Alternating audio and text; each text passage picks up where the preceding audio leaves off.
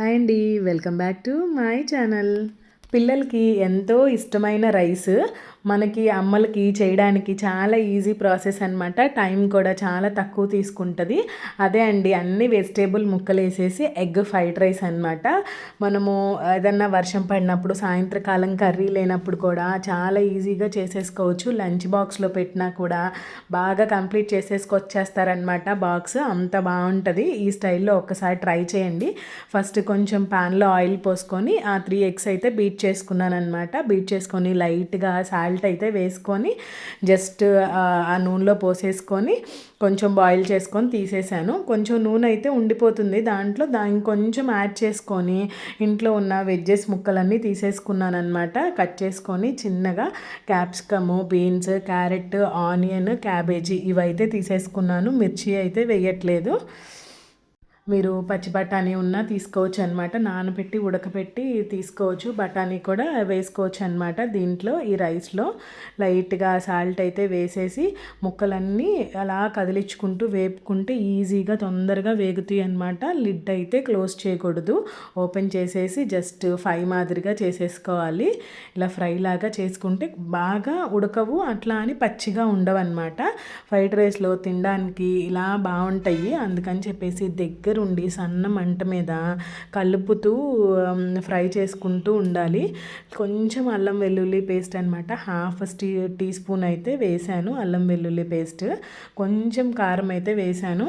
ఇక్కడ మిస్ అయింది ఏంటి అంటే మిరియాల పొడి. ఆ క్లిప్పింగ్ మిస్ అయిందనమాట. నేను వీడియో ఆన్ చేశాను అని అనుకున్నాను, చేయలేదు. మిరియాల పొడి లైట్గా అయితే వేశాను, ఒక హాఫ్ స్పూన్ అనమాట. కారం కూడా దీనికి ఈక్వల్గా సరిపోతుంది పిల్లలకి, ఎందుకంటే మిర్చి అయితే యాడ్ చేయలేదు కదా. ఇంక ఇవైతే బాగా ఉడికిపోయినట్టు అనిపిస్తున్నాయి కదా, చూడండి మీకే తెలిసిపోతుంది. బాండీలో అంతా ఉడికిపోయింది.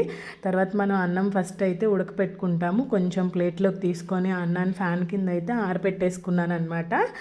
ఆరబెట్టుకోకపోతే ఏమవుతుంది అంటే ముద్దలాగా అయిపోతుంది. అసలే పొద్దున పూట కొంచెం హడావుడిగా ఉంటుంది కదా, అందుకని కొంచెం పొలుగ్గా వండుకొని ఫ్యాన్ కింద అయితే ఆరబెట్టేసుకోండి. ఆరబెట్టేసుకుంటే కొంచెం అది బ్రోక్ అవ్వకుండా ఉంటుందన్నమాట. మనం ఇలా తిప్పేటప్పుడు కూడా స్మూత్గా తిప్పుకోవాలి. ఎక్కువ కలపెట్టేశారంటే శుద్ధలాగా అయిపోద్ది ఫ్రైడ్ రైస్. పిల్లలకి అంత తినాలనిపించదు అనమాట, ఉండలుగా అయిపోతుంది మధ్యాహ్నం తినేసరికి. ఇట్లా పైన కలుపుకుంటూ ఉంటే ఆ వెజ్ ముక్కలు, ఆ మనం వేసిన అల్లం వెల్లుల్లి పేస్ట్ అంతా రైస్కి పడుతుంది. పడిన తర్వాత ఇక్కడ ఫ్రైడ్ రైస్ మసాలా అయితే నేను ఇది వాడుతూ ఉంటాను, కొంచెం నచ్చుతుంది అనమాట నాకు. ఒక హాఫ్ స్పూన్ వేసేస్తే పిల్లలకి బయట షాప్లో కొన్న టేస్ట్ వస్తుంది అని చెప్పేసి, మీకు కావాలంటే అది వేయండి, లేదంటే స్కిప్ అయినా చేసుకోవచ్చు అనమాట. చూపిస్తున్నాను చూడండి, ఇది చిన్న ప్యాకెట్ అది, దానిలో ఇదివరకు ఎప్పుడో వాడానమాట. ఇంకా హాఫ్ స్పూన్ అట్లా ఉంటే ఇంకా మొత్తం వేసేసి ఇంకా ప్యాకెట్ అయితే తీసేసాను. అది వేసేసి లైట్గా అటు ఇటు మళ్ళీ కలబెట్టుకుంటే ఆ మసాలా అనేది పడుతుంది. లాస్ట్లో ఎగ్ యాడ్ చేసుకోవడమేనమాట. మనం ఫస్ట్లో ఎగ్ తీసి బయట పెట్టాం కదా, ఇప్పుడు ఆయిల్ కూడా సరిపోతుంది ఫ్రైడ్ రైస్కి, ఎందుకంటే ఎగ్లో నుంచి ఆయిల్ రిలీజ్ అవుతుంది మనం అన్నంలో వేసిన వెంటనే.